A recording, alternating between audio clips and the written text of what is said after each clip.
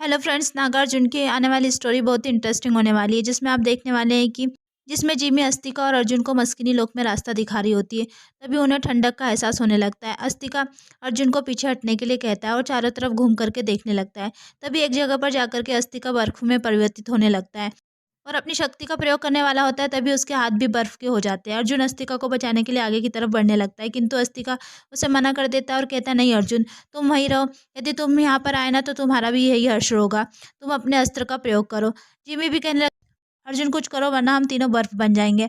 अर्जुन अपने अस्त्र का प्रयोग करता है और अस्तिका को बचाने के लिए अस्त्र का प्रहार करने लगता है, मगर अस्त्र भी बर्फ में तब्दील होने लगते हैं।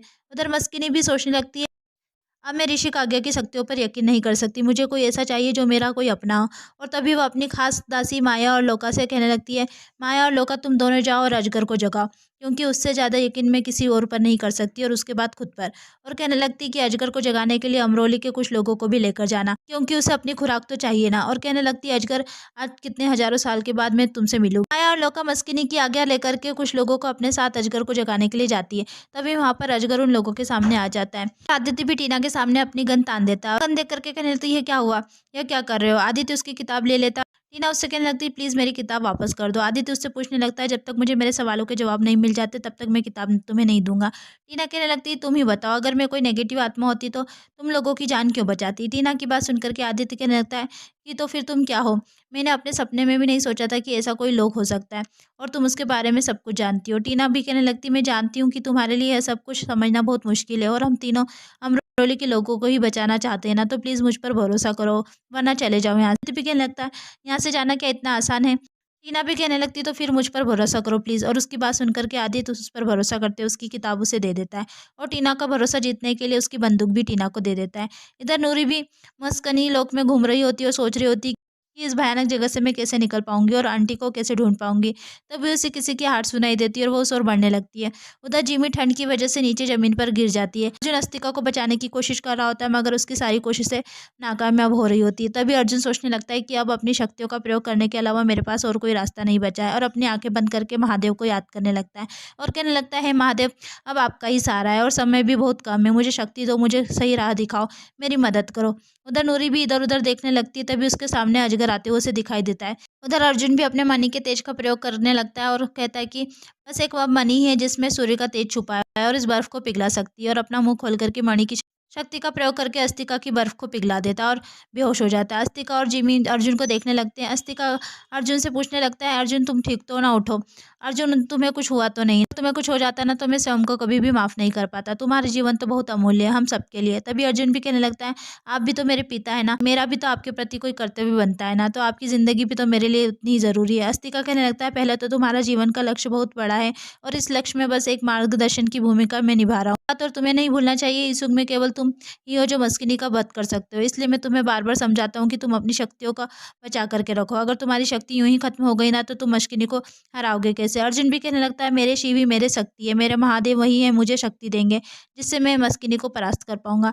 उधर आदित्य को भी याद आने लगता है कि उसने किस तरह अपने साथियों को कुएं में कूदने के लिए कहा और वह इस मुसीबत में फंस गया और एक एक करके उसके सारे साथी मारे गए। तभी उसके ऊपर एक पत्थर गिरने वाला होता है, मगर उसका ध्यान नहीं होता। टीना उसे संभालते हुए पीछे खींच लेती है और कहती है, प्रॉब्लम क्या है तुम्हारी, अगर वह पत्थर तुम पर गिर जाता तो। आदित्य कहने लगता है, क्या होता, मर ही जाता ना, वैसे भी मेरे सामने मेरे कितने साथी मर गए और इन सबकी मौत का जिम्मेदार मैं ही तो हूँ। टीना उसे समझाने लगती कि इसमें तुम्हारी कोई गलती नहीं है, तो वह मस्किनी की वजह से हो रहा है। पहले उसने अमरोली के लोगों को अगवा किया।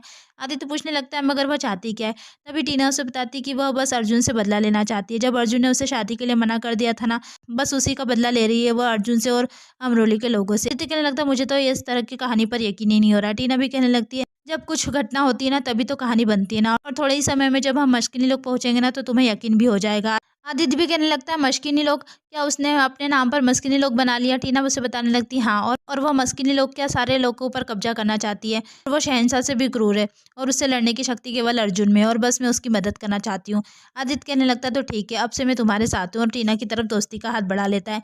उधर अर्जुन को चलते चलते नूरी की याद आ रही होती है, उसे अपना प्यार याद आने लगता है और उसकी कई बात याद आ रही होती है कि तुम आधे नाग हो और आधे इंसान, इसलिए मैं तुम्हारे साथ 8 वचन लूंगी, 4 तुम्हारे होंगे और 4 मेरे। तभी उसे सामने से नूरी आती हुई दिखाई देती है और नूरी उससे कहने लगती लगती है मैं जा रही हूँ अर्जुन, तुमसे बहुत दूर जा रही हूँ। अर्जुन कहने लगता है नहीं नूरी, तुम कहीं भी नहीं जा सकती।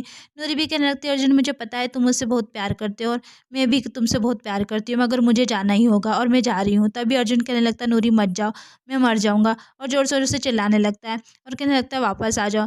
तभी नूरी गायब हो जाती है। अस्तिका कहने लगता है अर्जुन इस तरह से अगर ज़ोर-ज़ोर से चिल्लाओगे तो यहाँ की शैतानिया शक्ति तुम्हारे सामने आ जाएगी। तभी अर्जुन कहने लगता है आप नहीं जानते कि मैंने क्या देखा, इस वक़्त मुझ पर क्या बीत रही है। तभी जिमी उससे कहने लगती है अर्जुन भूल जाओ और कि तुमने क्या देखा, क्योंकि वह सच नहीं, वह तो इस जगह का असर है अर्जुन। इस जगह का सबसे मुश्किल पड़ाव यही है। इस जगह पर मस्कनी का जादू चलता है और इसका सीधा असर दिमाग पर होता है। सबको वही दिखाई देता है जिसका डर उसके मन में होता है। अर्जुन भी कहने लगता है मैंने देखा, मैंने नूरी को खुद से दूर जाते हुए देखा। जिम्मी कहने लगती है मैंने कहा था ना अर्जुन, इस जगह में शैतानी ताकत है जो इंसान को अंदर से तोड़ देती है। वह इंसान को इतना कमज़ोर कर देती है कि ताकि उसमें लड़ने की शक्ति ना बचे, वह कभी भी मस्कनी लोक ना पहुँच सके। तभी अस्तिका भी कहने लगता है अर्जुन चाहे कुछ भी हो जाए हमें अपनी हिम्मत नहीं हारनी चाहिए, हमें किसी भी तरह से मस्कनी लोक पहुँचना ही होगा। जिम्मी भी कहने लगती है हमें जल्द से जल्द इस जगह से निकलना होगा। अर्जुन और अस्तिका को रास्ता दिखाने लगती है। तभी अस्तिका कहने लगता है कि यह क्या कर रही हो जिमी, तुम हमें राह दिखा रही हो या भटका रही हो। सुनकर के जिमी चौंक जाती है। उधर मस्कनी सोचने लगती है अर्जुन चाहे तुम कुछ भी कर लो, मगर तुम मुझ तक नहीं पहुँच सकते। एपिसोड यहीं खत्म होता है। आगे की अपडेट के लिए हमारे चैनल को लाइक कीजिए, सब्सक्राइब कीजिए। Thank you.